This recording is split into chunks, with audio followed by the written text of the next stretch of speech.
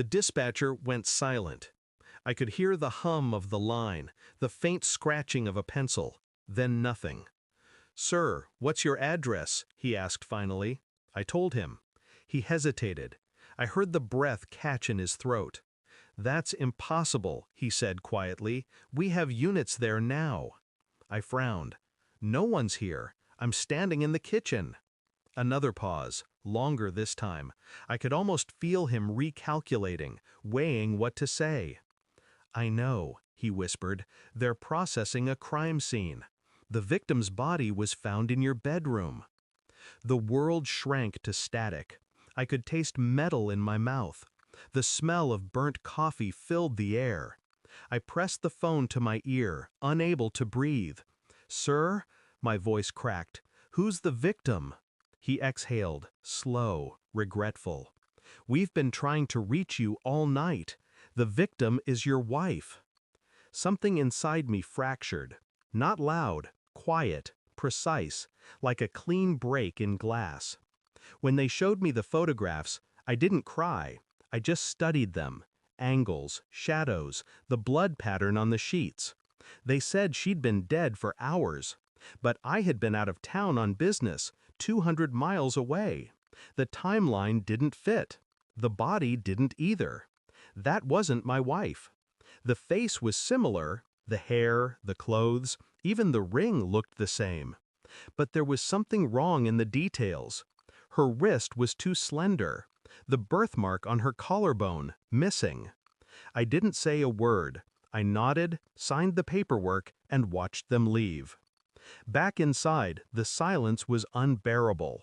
Her phone was gone, her purse too, but the photo on the mantel, her, me, and our son, was tilted slightly to the left. She always left it straight. Always. That's when the dread turned into understanding. She wasn't missing, she had vanished. I moved through the house like a ghost. Everything looked the same, yet nothing felt familiar. I checked her browser history first, then her text backups, the cloud, the hidden folders. She was meticulous, but not careful enough. There were messages from an unknown number, short, coded, intimate. Same room? Always. He'll never know. Each word tightened a noose around my chest. I traced the IP addresses. One linked back to a local hospital, the pediatric wing. My stomach turned cold. That's where she took our son last month. The fever, the night she said she stayed late for tests. I called my sister. She worked there. Her voice trembled when she realized why I was asking. Don't look into this," she whispered. "Just trust me." But trust was the first casualty in betrayal. That night, I pulled my son's medical file, his blood type, then mine, then hers. It didn't match, not even close. I stared at the results until dawn, my reflection split in the glass. The DNA results came back 2 days later. One line sealed everything. Probability of paternity 0.00%. I felt nothing, no rage, no sorrow, just a quiet, methodical clarity. I printed the report, folded it once, slid it into her favorite book, the one she always kept by the bed. When she finally returned, pretending to cry, pretending to be frightened, I simply watched. She hugged our son too tightly, avoided my eyes. "I don't know what happened," she whispered. "Someone broke in." Her voice cracked on cue. I asked her if she was tired. She nodded. I told her to rest. Minutes later, I heard the gasp, the sound of pages turning, paper trembling. She came downstairs holding the report. Pale, shaking. "Where did you get this?"